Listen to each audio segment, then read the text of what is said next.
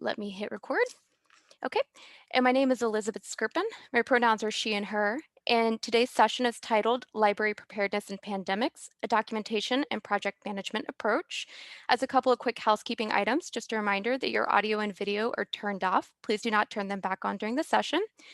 There is a chat feature. Feel free to ask some questions in there, but we will also have approximately 5 minutes at the end of the session to go over any questions that you may have from today's session. And my slides and any of the handouts that I've created myself that I'm going to be referencing in the presentation are available on my website, and I will pop a link into the chat at the very end of the presentation. Oops, if my slides will transition like they're supposed to. And before we begin, I really wanted to recognize our founding partner with Library 2.0, which is the San Jose State University School of Information. And I am thankful for their support in Library 2.0 conferences, which allows me the opportunity to present to you today. So very quickly, before we begin, I just really quickly want to go over my background, which may provide some context on why I present over libraries and business practices, especially in terms of project management. I began studying project management in approximately 2016 and 2017, and really saw a lot of awesome parallels that we can utilize in the library field to make our lives a little bit easier and to help us prepare for continuity practices. And at that point, I really started implementing it in everything that I was doing in the library settings, especially in terms of planning my projects and recognizing the necessity of documentation in our field. I began a detailed succession planning project at that time at my previous institution. Let me check the chat really quickly. Oh, sorry. Is anyone else having a problem hearing me? Okay, I'm hearing that everyone else can hear me okay. I do apologize. You may want to check with the session moderator and see if you can sort that out. I'm going to keep trudging through in the interest of time. And so at that opportunity, I had the option to really implement a detailed succession plan and utilize project planning at my institution. And now that I am at a different institution, I now have the opportunity to sort of reevaluate the work that I did 4 or 5 years ago, especially in the face of a pandemic. So very quickly, the University of Tulsa's COVID story. In February of 2020, we had a series of rapid changes. I was hired at that time, replacing a 30-plus year employee who had been with the institution in a variety of positions, but most recently in the Director of Bibliographic Services position. We had some longstanding issues with our catalog and our discovery layer even before I got started on the ground. Sorry, just going to pop into the chat. And we had some supervisory misunderstanding of our e-resources management at that time. In March of 2020, COVID struck, and our employees were sent to work from home. The libraries had to pivot our services offered very quickly and develop some new solutions for book checkouts, deliveries, instruction, our space utilization. We are a private university serving approximately 3,600 full-time students, and a vast majority of those students and our faculty and our staff were utilizing the library on campus for services. And so we definitely wanted to provide the same quality of service, but had many physical limitations in what we were able to do at that time. And then, similar to many institutions, from April to August, we were left with the skeleton crew as many, if not the majority of our library employees were sent home on furlough. And that left the library leadership team, which consisted of 5 library leaders. Three of us had been hired within the last year and a half period or so to take over all library tasks, everything from book checkout, instruction, cataloging and acquisitions, e-resources management, our website, anything you can think of. And then from September 2020 to present, we've really just been in a period of stabilization, trying to sort of pull our heads out of the water and keep trudging on. And we've been evaluating our electronic resources and management, as that was a serious issue for us when our employees were not available. We evaluated our ILS, our discovery layer, and now we're sort of playing catch up on our orders, our cataloging, catalog cleanup, reports, and even statistics dating back to the last fiscal year. And pardon the cat, there's always one cat in a presentation. So we had a standard reaction. So why is that problematic? And really, it comes down to that it was reactionary. It was not in any way proactive. And in a perfect world, we would have been more prepared for COVID. Our staff would have been better trained. We would have had written documentation to refer to. But rarely do libraries live in a perfect world. And that means that catch up can take a number of years. My favorite story to sort of cite is that when I was in university about 10 years ago, we had a museum near campus, and they at that point were just beginning to process their World War II donations. And what had happened is during World War II, the vast majority of their male employees were called to serve in the war, and that left female administrators and assistants in charge of taking on physical items into their collection and keeping on top of documentation. And by the time everyone had sort of returned from war, returned to campus, new hires were made, you were still getting ongoing issues, problems, donations, collection issues, displays that had to be made. And so it took a period of 60 to 70 years to really find these items and start trudging through when was this donated, who donated, et cetera. And while that is a drastically different example than what we are currently experiencing, we still don't know what we don't know. I was on the job for about a month and a half pre-COVID. And so what did we miss? What did we do wrong? How long are we going to take to catch up on our backlog? And what backlog did we create that I don't even know about yet? And how long until we find our mistakes? But also, we did have that number of new employees in our library at the sort of time of leadership taking over the library as our staff was sent on furlough. And now we're grappling with some of the decisions that we, as the non-expert administrators, had to make in the face of COVID while our employees were gone for a period of 4 to 5 months. And so really it comes down to that we don't have any quick fixes. Proper planning and preparation can take time. And there are some really easy quick fixes that you can do within your library to sort of get you going on the right path. But this is more of a cultural change and a long range planning goal that we will be undertaking. However, by focusing on a few key areas, all libraries and information repositories can begin planning now. And you can do so by jumpstarting with both directed planning and documentation. And we're going to get more into specific examples and definitions of these here in just a minute. But the easiest way to prepare for your library in any sort of emergency or disruption of everyday service is really going to be through these two avenues. And you can flesh them out to be a very big, complex system, or they can be very simple and straightforward based off your needs and your staffing capabilities. So really quickly, directed planning, under my own definition really, is an internal and consistent approach to planning within the organization and within organizational projects. Planning, as defined, is the process of thinking about and organizing the activities required to achieve a desired goal. And so they are very closely related. And so why undertake directed planning? And I really like approaching this as an idea that directed planning explicitly states what we're doing. So who, why, what, and how are people involved and what are the decisions being made on undertaken projects. And this encourages long-term planning. We're not just thinking about beginning one project and ending that project and then beginning the next project and so on and so forth. You're not living in a period of being reactionary. You're thinking long-term about the library's survivability, not just in 5 years and 10 years, but 100 years and 200 years. And it does begin a cultural shift within your library. I firmly believe that documentation is everyone's job, and it's everyone's job to document their jobs. And that certainly in libraries can be a little bit unusual. We sometimes have staff members that are deeply suspicious of asking them to document their jobs. And I think in some respects that's perfectly understandable given some of the cultural changes in academic libraries in the 80s and 90s. But again, it does prepare us for the unexpected, and then it allows for interchangeability between individuals and positions and evaluating the positions that we have. And that leads us to begin documenting. Documentation can mean a bunch of different things to a bunch of different peoples, but the result is always going to be a useful set of foundational documents that can be used for a variety of purposes.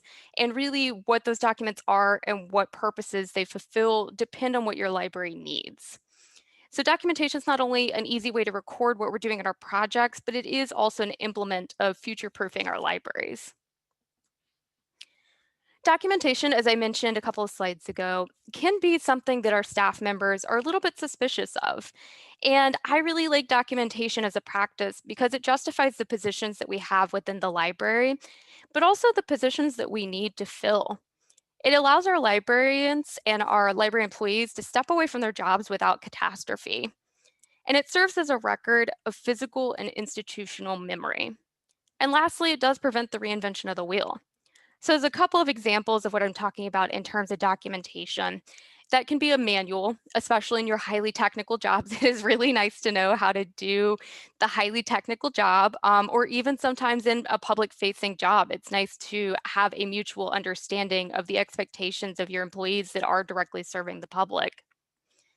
It might be step-by-step instructions on how to collect stats once a year.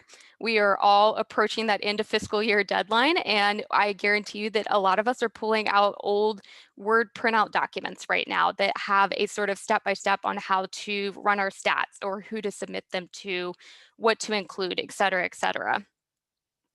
Documentation may outline explicitly what we are supposed to do or not supposed to do. And I'll provide a more clear example of this a few slides down the road.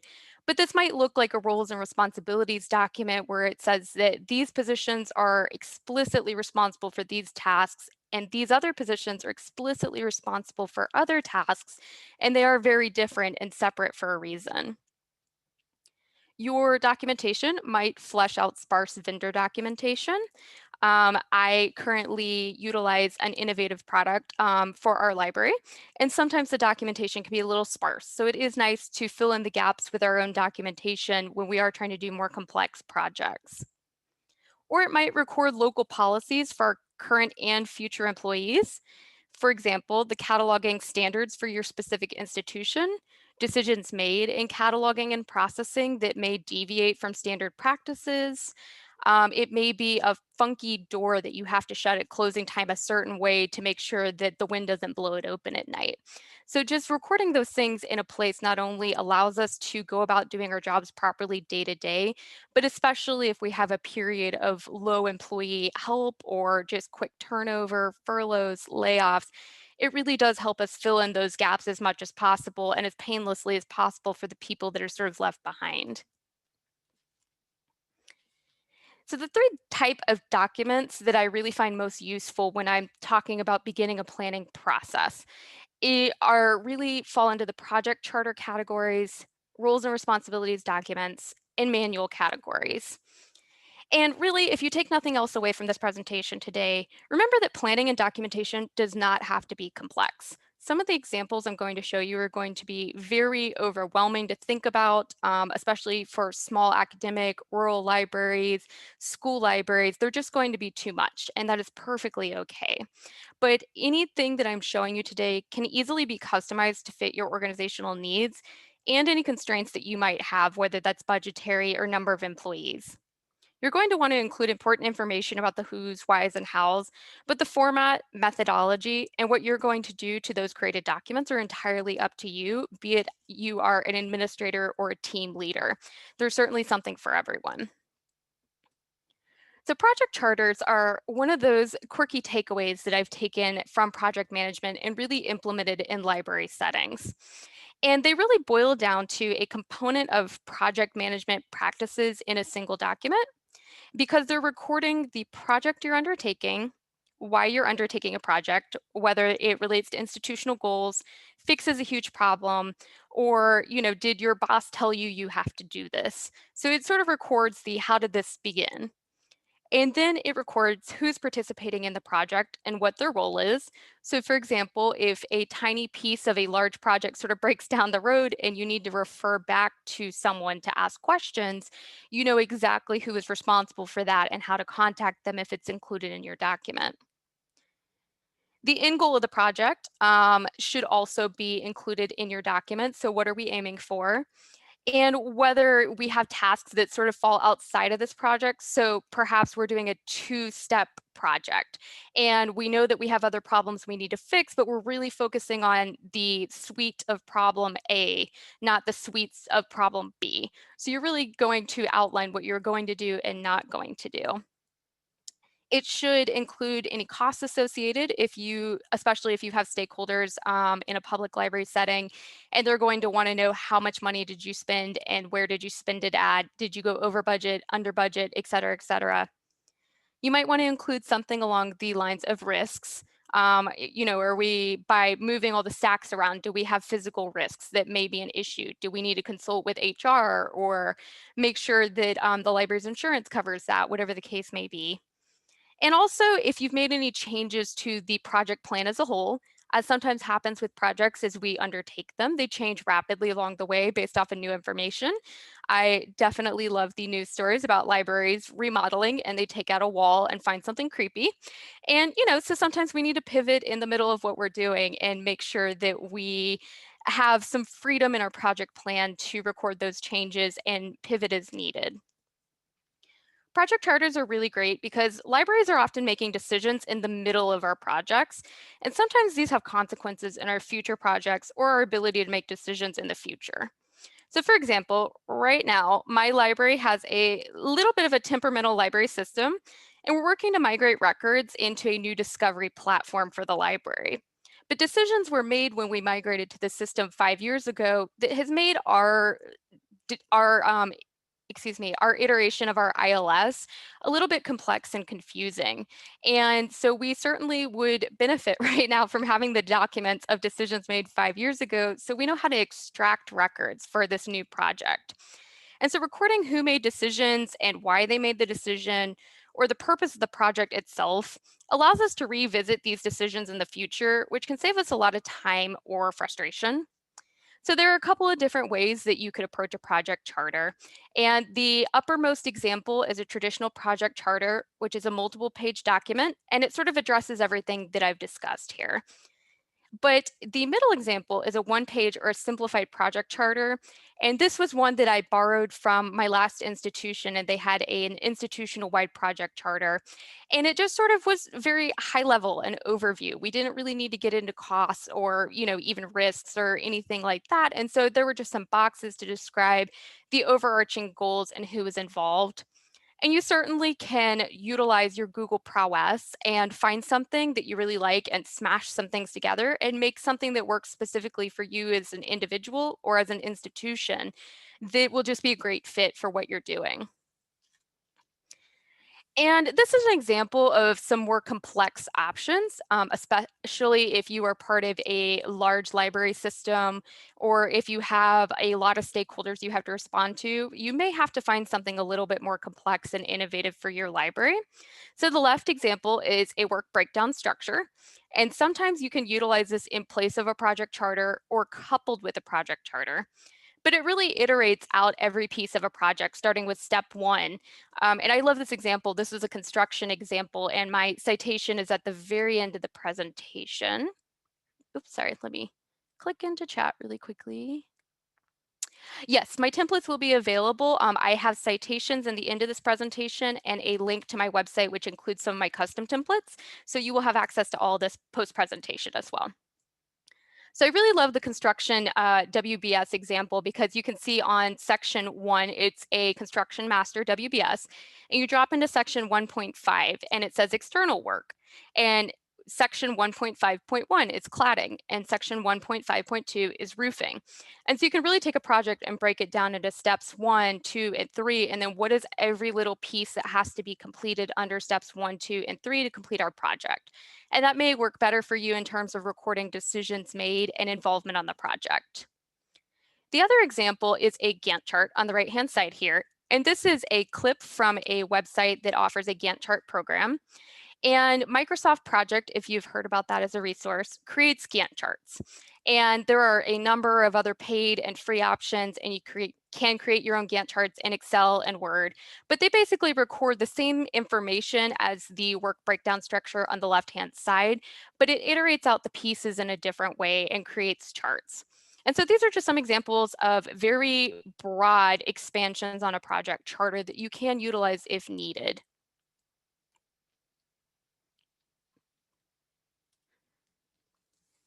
So a document that I find myself relying on quite a bit is called a roles and responsibilities matrix, and these can be presented in a couple of different ways.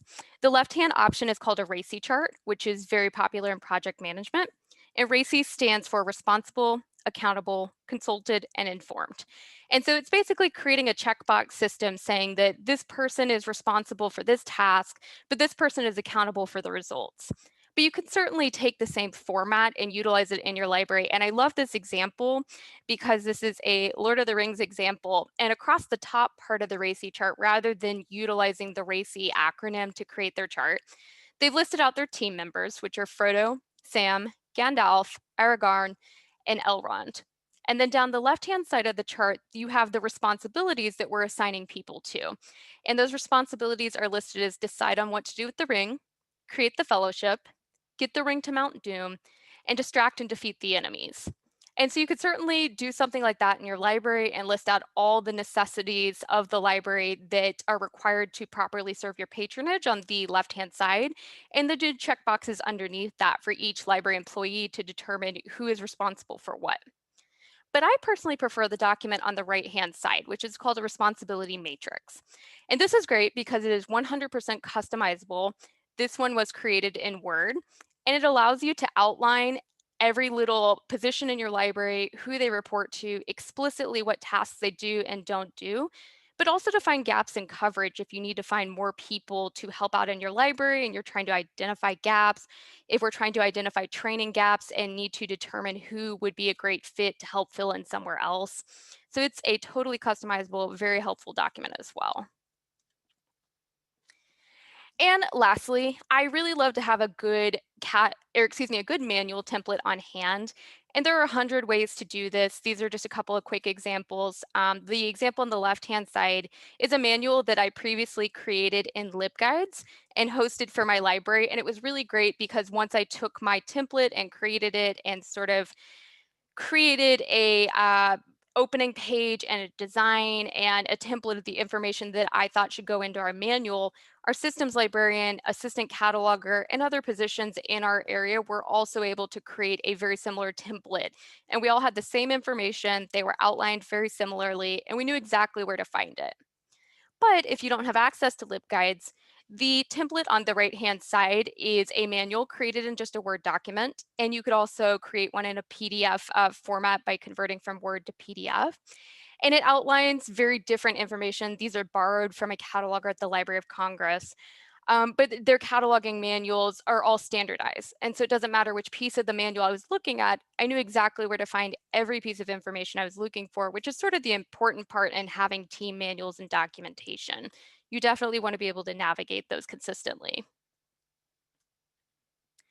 And so here's a couple of quick ideas on where to find some templates. We all know that we can Google something something plus template to find what we're looking for, but what about library specific resources? And my first suggestion is always going to be other libraries. I say that the thing that libraries do best is stealing from one another.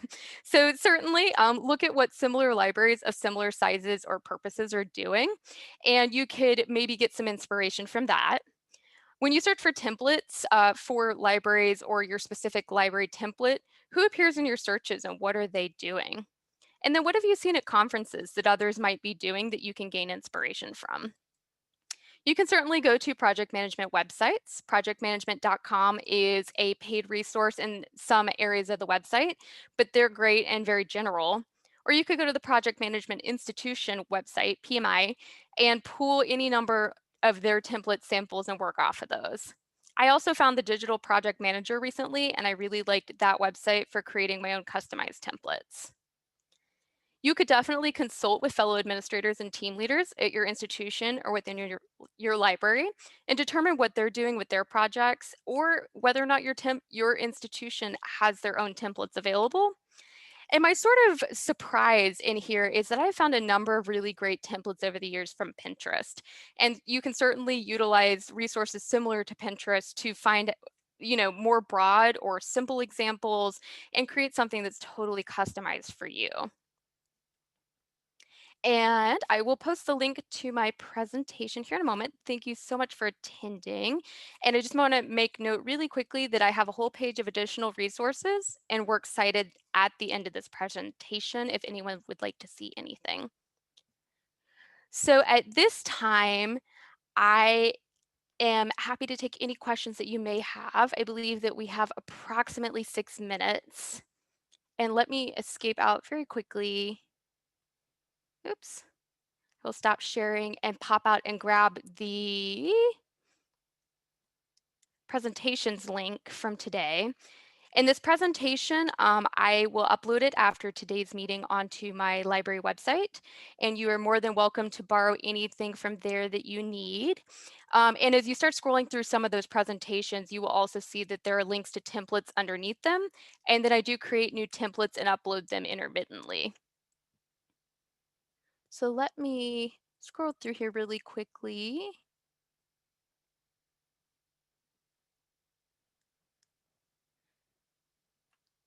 Perfect. And there's a couple of questions here about information and being notified if something is available after I've posted it. And I just popped my email into the chat box, and you are more than welcome to shoot me an email, and I will notify you when the presentation goes up today.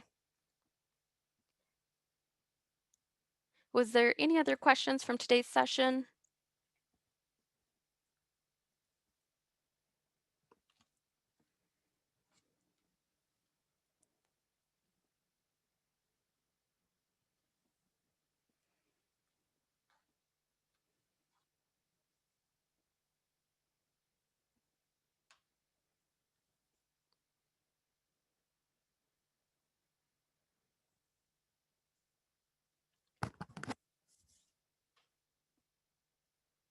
Great. Well, thank you all so much for attending. Oh, I do have a question. How do you determine what might go in a decision document?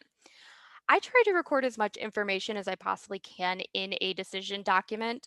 It's one of those things sometimes in our library systems and the technical side of things, or even the intricacies of making decisions for public settings, that we don't necessarily know what's important until it's important. So I personally keep a running list of decisions made for my unit in a document.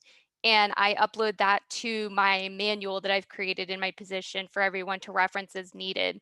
But right now, as we are transitioning to a new discovery system, I'm recording any decisions made during that process. So in a couple of years, if something happens that I didn't expect, I have a record of all decisions made and why. So you can certainly go as specific as that, or you can summarize at the end of a project your decisions made as a whole that you think might be useful. Maybe, the color Post-it notes that you purchased for something isn't at all helpful to record, but certainly there may be other details that may be helpful and important when you're looking at them.